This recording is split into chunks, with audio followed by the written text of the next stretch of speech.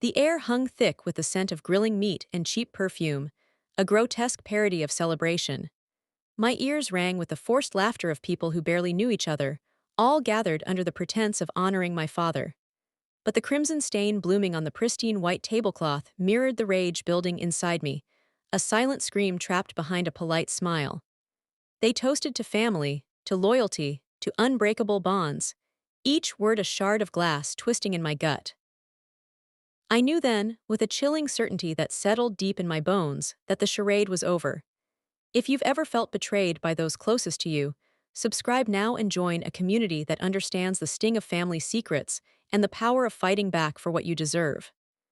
My name is Caroline, and up until that moment, I'd spent my life trying to be the good daughter, the supportive sister, the peacemaker in a family constantly teetering on the edge of disaster.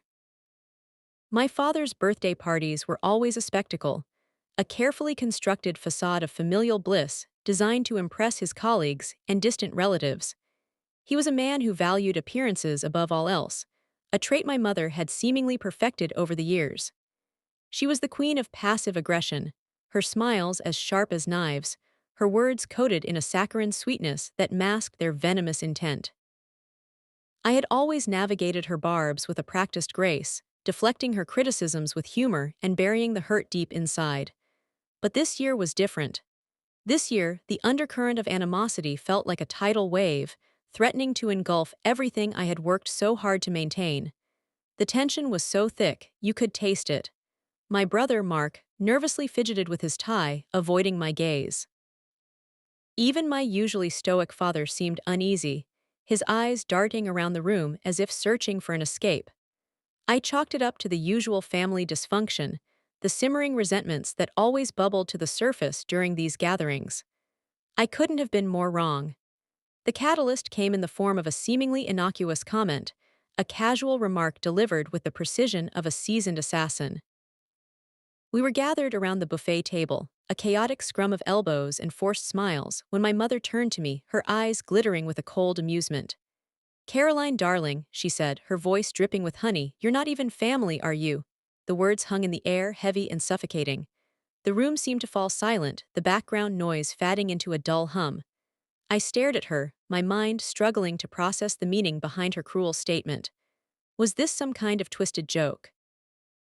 A bizarre attempt at humor, the look on her face told me otherwise. There was no warmth, no affection, only a chilling detachment that sent a shiver down my spine. My father coughed, a pathetic attempt to break the tension, but the damage was done. The seed of doubt had been planted, and it was already taking root. The days that followed were a blur of confusion and disbelief. I replayed the scene in my head, dissecting every word, every gesture, searching for a logical explanation. Was I adopted? Was there some dark secret lurking in my past? The questions gnawed at me, consuming my thoughts and poisoning my relationships. I tried to talk to my father, but he brushed me off, dismissing my concerns as mere paranoia. My mother, of course, remained silent, a smug satisfaction radiating from her like a poisonous cloud. I felt like an outsider in my own life, a stranger looking in on a family that I no longer recognized. The person I trusted most was one of them. My brother Mark had always been my confidant, my ally in the face of our parents' often baffling behavior. But even he seemed distant, his eyes filled with a strange mixture of pity and guilt. It was during one of these strained conversations that I overheard him talking on the phone, his voice hushed and urgent. "I don't know how much longer we can keep this from her," he whispered, his words sending a jolt of ice through my veins.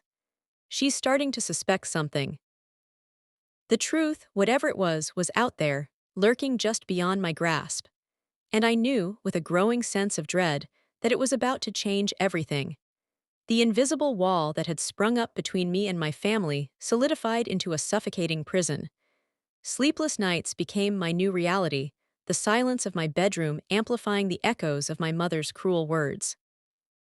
Every creak of the house, every rustle of leaves outside my window, sounded like whispers, secrets being guarded just beyond my reach.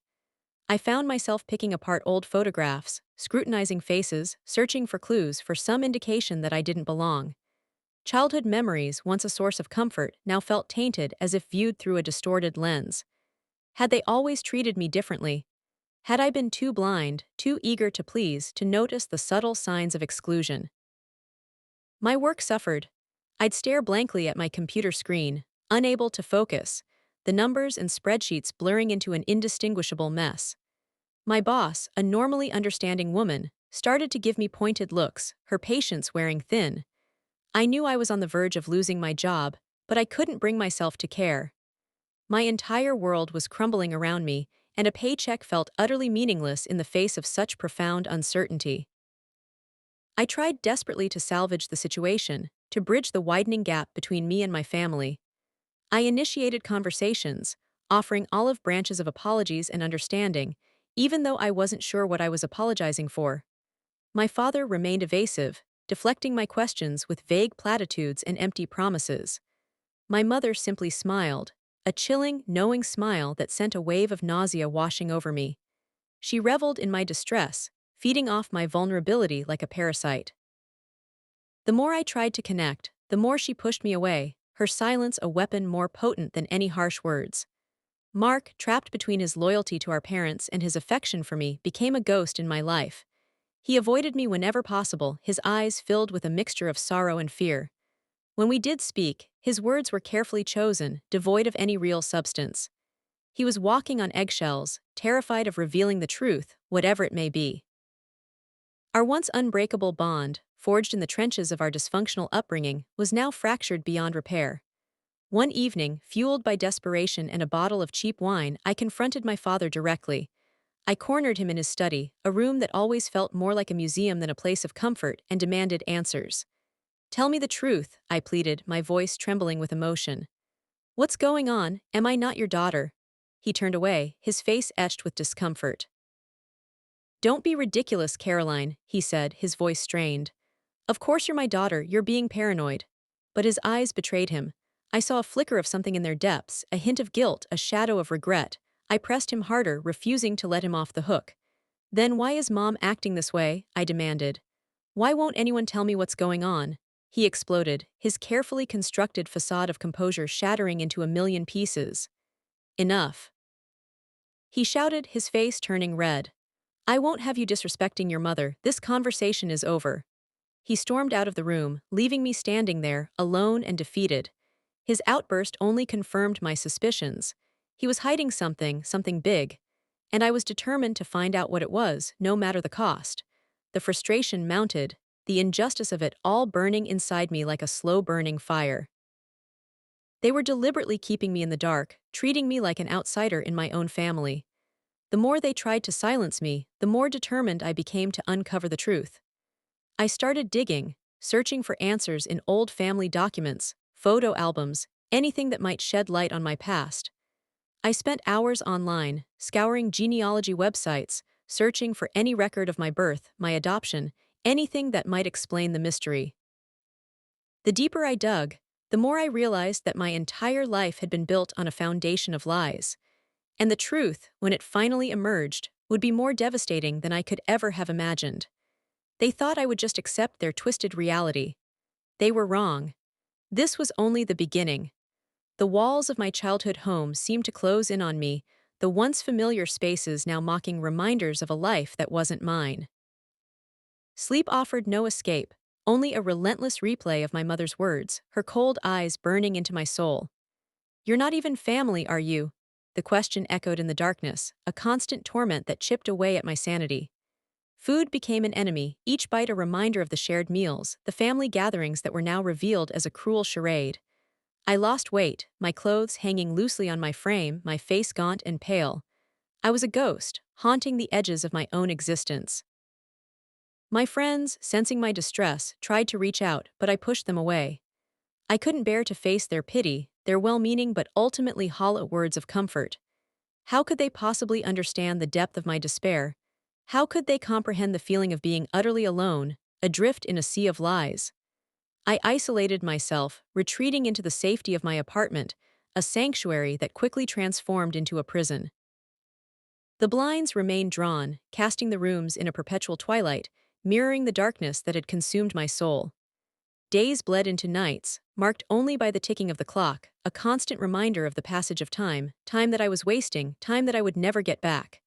I spent hours staring at the ceiling, lost in a vortex of self-doubt and recrimination. Had I been naive? Had I been blind to the truth all along? How could I have been so easily deceived by the people I loved most?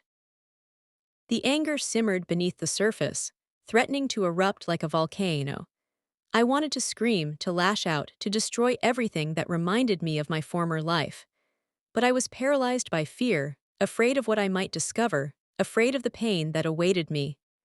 One particularly bleak morning, I woke up with a strange sense of detachment, as if I were watching my life unfold from a distance. The despair was still there, a heavy weight pressing down on my chest, but it was accompanied by a newfound clarity, a sense of purpose that had been absent for weeks. I realized that I couldn't continue to live like this, trapped in a cycle of misery and self-pity. I had to fight back. I had to uncover the truth, no matter how painful it might be. The anger that had been festering inside me began to transform into a cold, calculating resolve. They had underestimated me. They had mistaken my silence for weakness. But they were about to learn that I was not someone to be trifled with.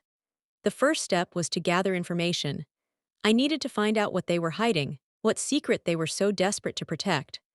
I started small, revisiting old family haunts, places where memories lingered like ghosts. I spent hours at my grandmother's house, sifting through old photographs, letters, and journals, searching for any clue that might unlock the mystery. My grandmother, a sharp-witted woman with a keen eye for detail, had always been an outsider in our family, never fully accepted by my mother and father. I had always felt a kinship with her, a sense of shared understanding that transcended words. As I delved deeper into her personal effects, I began to understand why. She had been a rebel, a truth seeker, a woman who refused to conform to the expectations of others. She had also been a keeper of secrets. Hidden within the pages of an old photo album, I found a faded newspaper clipping, a brief article about a baby girl who had gone missing from a local hospital shortly after I was born. The name of the baby was different from mine, but the date and location matched perfectly. My heart pounded in my chest as I read the article, my mind racing to connect the dots. Could it be possible? Was I that missing child? The thought was both terrifying and exhilarating. It would explain everything, the sense of disconnect, the feeling of being an outsider, my mother's cruel words. I knew that I was on the right track. I had found the crack in their carefully constructed facade, and I was determined to widen it until the whole thing came crashing down. I started documenting everything. Every conversation, every interaction, every suspicious glance. I became a shadow, observing my family from a distance, recording their every move. I invested in a hidden camera, disguised as a smoke detector, and installed it in the living room, the main gathering place of our family. I knew that it was a risky move, but I was willing to take the chance. I needed proof, concrete evidence that I could use to expose their lies. The camera captured everything, the mundane conversations about the weather and the stock market, the strained silences, the furtive glances that passed between my parents. It also captured something else, something far more sinister. One evening, while reviewing the footage, I saw my mother and father engaged in a heated argument. Their voices were muffled, but I could make out snippets of their conversation. "She's getting too close," my mother hissed, her face contorted with anger. "We have to do something to stop her." My father hesitated, his face etched with worry. "I don't know, Martha," he said. "I don't want to hurt her." "Hurt her," my mother scoffed. "Already hurting us. She's threatening to expose everything we've worked so hard to protect." The argument escalated, their voices rising in intensity. I watched in horror as my mother grabbed a heavy glass vase and threatened my father with it. "If you don't do what I say," she screamed, "I'll make sure you regret it." My father backed down, his face pale with fear. All right," he said. "I'll do it, just put the vase down." They were planning something that involved me, and it wasn't good. I knew that I was in danger. They saw me as a threat, a loose end that needed to be taken care of. Their biggest weakness. They thought they were untouchable. I had to act fast. I had to turn the tables on them before they had a chance to carry out their plan. The fear was still there, a knot of anxiety in my stomach, but it was overshadowed by a surge of adrenaline, a fierce determination to survive. I was no longer the victim. I was the planner, the game had changed, and I was about to win. I knew I couldn't confront them directly. Not yet. They were too powerful, too manipulative. I needed to build an airtight case, a web of evidence so damning that they couldn't possibly escape. I started by focusing on the legal aspects. I contacted a lawyer, a sharp, no-nonsense woman named Sarah, and explained my situation, carefully omitting the most sensitive details. I told her that I suspected my parents were hiding something about my past and that I feared for my safety. Sarah listened patiently, her eyes narrowed in concentration. She advised me to gather as much evidence as possible, focusing on any financial irregularities or legal documents that might shed light on my origins. She also suggested that I consult with a private investigator, someone who could discreetly look into my parents' past without raising their suspicions. I hesitated. Hearing a pie felt like a step too far, an admission that I was truly alone in this fight. But I knew that I needed help. I couldn't do this on my own. I found a reputable investigator online, a man named Michael who specialized in family secrets and hidden identities. I met him at a discreet location, a small coffee shop on the outskirts of town, and laid out my case. Michael listened intently, his expression unreadable.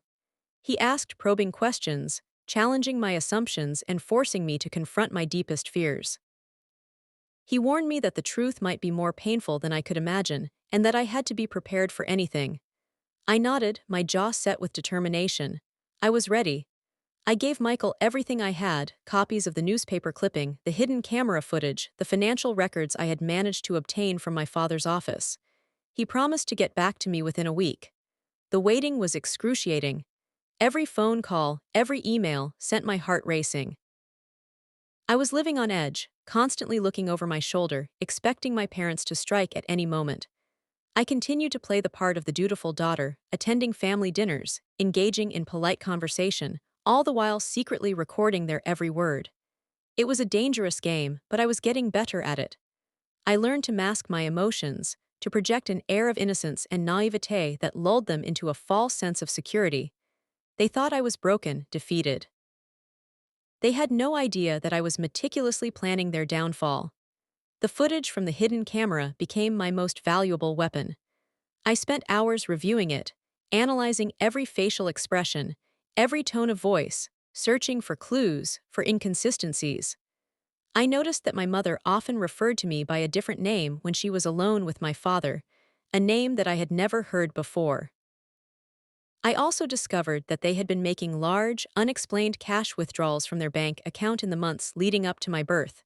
The evidence was mounting. I was building an irrefutable case against them. But I needed more. I needed to know the truth about my origins, about the missing baby girl in the newspaper clipping. I decided to pay a visit to the local hospital, the one mentioned in the article. I pretended to be a journalist, working on a story about infant abduction. I asked to see their records from that time period, claiming that I needed to verify some information for my article. The hospital administrator was hesitant, but I was persuasive. I played on her sympathy, telling her a sob story about a friend whose child had been taken. She eventually relented, granting me access to the archives. I spent hours poring over the dusty files, searching for any mention of the missing baby or any record of my birth. The information was scarce, but I eventually found something. A handwritten note, tucked away in a folder labeled confidential, mentioned a private adoption arranged through a third-party agency.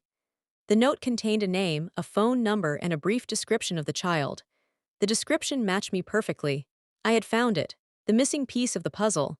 I copied the note and slipped it into my purse, my heart pounding with excitement and trepidation. I knew that I was getting closer to the truth. But I also knew that I was playing a dangerous game. My parents were powerful people with connections and resources that I couldn't even imagine. If they discovered what I was doing, they would stop at nothing to silence me. I had to be careful. I had to be smart. I had to be one step ahead of them at all times. The day Michael called, I almost didn't answer. I was terrified of what he might say. But I knew that I couldn't hide from the truth any longer. I took a deep breath and pressed the answer button. "I have some information for you, Caroline," Michael said, his voice grave. "It's not good." I met Michael at the same coffee shop where we had first spoken. He slid a thick envelope across the table. "Everything you need is in there," he said. I also included a report summarizing my findings. I opened the envelope and began to read. The report detailed my parents' past, their financial dealings, their personal relationships. It revealed a history of deception, manipulation, and greed. It also confirmed my worst fears. I was not their biological daughter. I had been adopted through a private arrangement, facilitated by a corrupt lawyer and a shady adoption agency. The report also contained information about my biological parents, their names, their backgrounds, their current whereabouts. I hesitated. Did I really want to know the truth? Was I ready to face the reality of my origins? I took a deep breath and continued reading. My biological mother had been a young, unmarried woman who had been pressured into giving me up for adoption by her family. She had never stopped searching for me. My biological father had been a wealthy businessman who had been unaware of my existence until recently. He had been devastated to learn that he had a daughter who had been given away without his consent. The report included contact information for both of my biological parents. They wanted to meet me, they wanted to get to know me, they wanted to be a part of my life. The information was overwhelming. I felt like I had been hit by a truck. My entire world had been turned upside down. I was no longer the person I thought I was. I was someone else entirely. I looked up at Michael, my eyes filled with tears. "What do I do now?" I asked. Michael shrugged. "That's up to you, Caroline," he said. "I've done my job. Now it's time for you to decide what you want to do with this information." I thanked Michael for his help and left the coffee shop, the envelope clutched tightly in my hand. I drove home in a daze, my mind racing with possibilities. I could confront my parents, expose their lies, and walk away from them forever.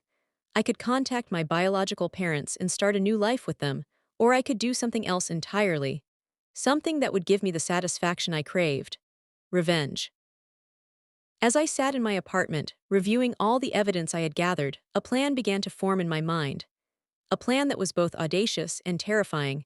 A plan that would not only expose my parents' lies but also destroy their lives. I would use their own secrets against them. I would turn their world upside down, just as they had done to me. I would make them pay for what they had done. The plan was complex and required careful execution. I needed to be patient, methodical, and ruthless. I couldn't afford to make any mistakes. The first step was to gather more evidence. I needed to find proof of their financial crimes, their fraudulent business dealings, their illegal activities. I knew that they had been involved in some shady deals over the years, but I had never been able to prove it. Now, I had the motivation and the resources to dig deeper. I started by scrutinizing their financial records, looking for any suspicious transactions or hidden accounts. I also contacted some of my father's former business associates, people who had been burned by his ruthless tactics. I offered them immunity from prosecution in exchange for their cooperation. The information I gathered was explosive. My parents had been involved in a massive money laundering scheme, funneling money through offshore accounts to avoid paying taxes. They had also been bribing government officials to secure lucrative contracts. Their empire was built on lies, corruption, and deceit. I had enough evidence to send them to prison for the rest of their lives, but prison wasn't enough. I wanted to destroy their reputation, their social standing, their entire legacy. I wanted to make them suffer the same way they had made me suffer. The exact day they tried to end me, I exposed the truth. The day I found the ledger was almost anticlimactic. It wasn't hidden behind a false wall or buried in a secret compartment. It was sitting, plain as day, in my father's unlocked desk drawer, a simple black notebook filled with meticulous records of every dirty deal he'd ever made. Dates, amounts, names, a complete roadmap to their criminal enterprise. My hands trembled as I flipped through the pages, each entry a nail in their coffin. This wasn't just about the adoption anymore. This was about years of corruption, fraud, and betrayal on a scale I couldn't have imagined. I photographed every page, backing up the images to multiple secure locations. This ledger was their weakness, the key to unlocking their downfall, and they had carelessly left it within my reach. I knew exactly how to use it. The plan started to solidify, the pieces falling into place with chilling precision. I wouldn't just expose them, I would dismantle everything they had built, brick by corrupt brick. I decided to leak information slowly, a drip feed of damning evidence to various authorities and media outlets. An anonymous tip here, a leaked document there, each carefully timed to inflict maximum damage. I wanted them to feel the noose tightening, to watch their world crumble around them, piece by agonizing piece. The first leak was a small one, a minor tax evasion charge that barely made the news. But it was enough to plant the seed of doubt, to raise questions about their integrity. I watched with cold satisfaction as the news reports surfaced, my parents' carefully constructed facade beginning to crack under the pressure. I needed to make them feel safe, to lull them into a false sense of security before I unleashed the full force of my revenge. I acted contrite, apologizing for my recent erratic behavior, blaming it on the stress of discovering my adoption. I told them I just wanted to move forward, to put the past behind us and rebuild our family. They ate it up hook, line, and sinker. My mother, ever the master manipulator, embraced me tightly, her eyes gleaming with triumph. "See, dear," she purred, "I knew you'd come to your senses." My father, relieved that the storm seemed to have passed, even offered me a position in his company, a clear attempt to keep me under his thumb. I accepted both gestures with a smile, playing the part of the reformed daughter perfectly. Inside, however, I was seething, the hatred burning hotter than ever. Every hug, every kind word was a calculated insult, a reminder of their deception and cruelty. I continued to gather information, delving deeper into their web of lies. I discovered hidden assets, offshore accounts, and secret partnerships that implicated some of the most powerful people in the state. The more I learned, the more determined I became to bring them all down, to expose the rot that festered beneath their gilded surface. My next move was to stage a family dinner, a seemingly innocent gathering to celebrate our renewed bonds. I insisted on cooking, carefully selecting the menu, and setting the table with meticulous care. But this was no ordinary dinner. This was a carefully orchestrated trap, designed to lure my parents into a false sense of security before I sprung my final surprise. I laced their wine with a mild sedative, just enough to loosen their tongues and lower their inhibitions. As the evening progressed, I steered the conversation towards their past, asking seemingly innocuous questions about their early lives and their business dealings. Slowly, subtly, I began to probe, guiding them towards the topics I wanted to discuss. Under the influence of the sedative, they became increasingly candid, their carefully guarded secrets spilling out into the open. My mother, emboldened by the wine, began to brag about their past exploits, boasting about how they had cheated and manipulated their way to the top. My father, usually so cautious, chimed in with his own stories of corruption and deceit. I listened intently, recording every word with a hidden microphone, my heart pounding with anticipation. The trap was set. The bait was taken. Now, all that remained was to spring it. As the evening drew to a close, I excused myself from the table, claiming that I needed to freshen up. I went to my room and retrieved the evidence I had gathered, the ledger, the financial records, the recorded confessions. I arranged everything on a nearby table, carefully positioning the hidden camera to capture every detail. Then I returned to the dining room, a serene smile on my face. "I have something I want to share with you," I said, my voice calm and steady. My parents looked at me expectantly, their faces flushed with wine and complacency. They had no idea what was coming. I led them into the living room, gesturing towards the table laden with evidence. Their eyes widened in shock as they took in the scene, their faces paling as they realized the extent of my betrayal. "What is this?" my mother demanded, her voice trembling with fury. "This," I said, my voice dripping with venom, "is your reckoning." I pressed play on the recording, and their own voices filled the room, their confessions echoing like a death knell. Their faces contorted with rage and fear as they listened to their own words, their carefully constructed world collapsing around them. The exact day they tried to end me, I exposed the truth. The color drained from my mother's face, her carefully applied makeup suddenly looking grotesque. My father, always the picture of composure, stumbled backward as if struck. The recording continued, relentlessly detailing their crimes, their betrayals, their utter lack of morality. I watched them not with triumph but with a cold, detached curiosity, like a scientist observing a specimen under a microscope. They were no longer my parents. They were simply objects of study, specimens of human corruption. The silence that followed the recording was deafening. My mother was the first to speak, her voice a strangled whisper. How could you do this?" she asked, her eyes filled with a mixture of rage and disbelief. I simply shrugged.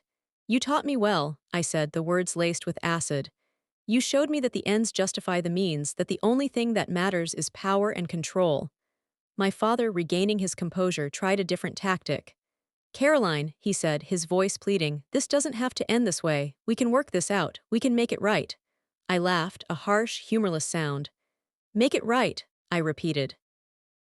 After everything you've done, after all the lies, all the deception, all the pain you've caused, there's no making it right. The only thing left is justice. I reached for my phone and dialed a number. Hello, I said, my voice clear and steady. This is Caroline, last name. I have some information for you regarding a number of ongoing investigations. I then proceeded to deliver the information to the authorities, who are already waiting on standby. My parents stared at me in horror as they understood the extent of their predicament. The police arrived within minutes, sirens wailing, lights flashing. They were led away in handcuffs, their faces pale and drawn, their empire crumbling around them. As the squad car pulled away, my mother turned to me, her eyes filled with a burning hatred. You'll regret this, she spat. You'll regret the day you were born. I simply smiled. No, I said. I regret the day you decided to raise me. The fallout was swift and devastating. The news of my parents' arrest spread like wildfire, igniting a media frenzy. Their names were splashed across every newspaper, their faces plastered on every television screen. Their friends and associates abandoned them, their social circle evaporated overnight. Their business empire crumbled, their assets seized, their reputation destroyed. They lost everything. They lost their money, their power, their status, and their freedom. They were reduced to nothing, stripped bare of all the trappings of their former lives. I watched it all unfold from a distance, a sense of cold satisfaction washing over me. I had done it. I had exposed their lies, destroyed their lives, and exacted my revenge. But as I sat alone in my apartment, surrounded by the wreckage of my former life, I realized that revenge wasn't as sweet as I had imagined. It didn't bring me joy, it didn't bring me peace, it didn't fill the void inside me. It simply left me empty, hollow, and alone. I thought about my biological parents, the people who had given me life but had been forced to give me up. I wondered if they were watching the news, if they knew what I had done. I wondered if they would be proud of me, or if they would be horrified by my actions. I decided to reach out to them. I found their contact information in the report Michael had given me and sent them a message. I didn't know what to expect, but I knew that I couldn't go on living in the past. I needed to move forward, to build a new life, to find some kind of meaning and purpose in the world. A few days later, I received a reply. They wanted to meet me.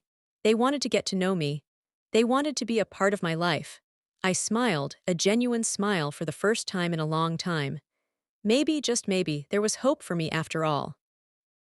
Maybe, just maybe, I could find happiness and redemption in the arms of my real family. They lost everything. I just smiled. I walked away from the wreckage, leaving behind the ghosts of my past. The road ahead was uncertain, but I was no longer afraid. I had faced my demons, I had conquered my fears, and I had emerged stronger and more resilient than ever before. Revenge isn't sweet. It's necessary. It's a bitter pill that you have to swallow to move on with your life. It's a dark path that you have to walk to find the light. It's a painful process that you have to endure to heal your wounds. But in the end, it's worth it, because it sets you free. Would you have done the same? Let me know in the comments. Subscribe for more justice.